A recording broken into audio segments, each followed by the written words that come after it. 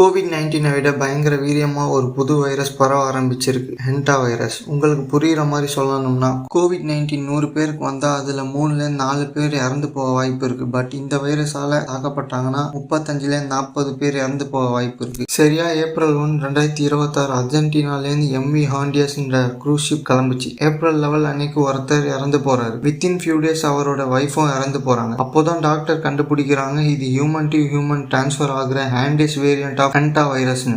WHO everything under control. அந்த ஷிப்ல இருக்க 147 பேசஞ்சருக்கு மட்டும்தான் இது பரவி இருக்கும். வேற யாருக்கும் எந்த ஆபத்தும் கிடையாது. அந்த கப்பல் அர்ஜென்டினாக்கு பேர்ட் வாட்சிங் போயிருப்பாங்க. அப்போ இன்ஃபெக்ட் ஆகி இருக்கும்னு சொன்னாங்க. பட் ட்விஸ்ட் என்னன்னா, நெதர்லாண்ட்ல அந்த க்ரூஸ்ல முன்னாடி போய் சேர்ந்த ஒருத்தருக்கு ரொம்ப சிவியர் ஆகி இப்போ ஐசியூல இருக்காரு. அவரோட வைஃப் இப்போ குவாரண்டைன்ல இருக்காங்க. இதுல ப்ராப்ளம் என்னன்னா, அந்த ஷிப்ல டோட்டலா 23 கண்ட்ரீஸை சேர்ந்த பீப்புள் இருக்காங்க. எந்த போர்ட்லயும் அந்த ஷிப்பை நிக்க அலோவ் பண்ணாதனால இன்னைக்கு அது நடு கடல்ல சுத்திட்டு இருக்கு. இந்த வைரஸ் ரோடன்ஸால பரவுதுன்னு சொல்றாங்க. இதுல பயப்பட வேண்டிய விஷயம் என்னன்னா, ரீசெண்டா சிங்கப்பூர்லயும் 2 கேஸ் வந்திருக்கு. அண்ட் இதுக்கு இன்னும் வேக்சின் கண்டுபிடிக்கல. இதை பத்தி உங்க கருத்தை கமெண்ட்ல சொல்லுங்க மக்களே. பாய்.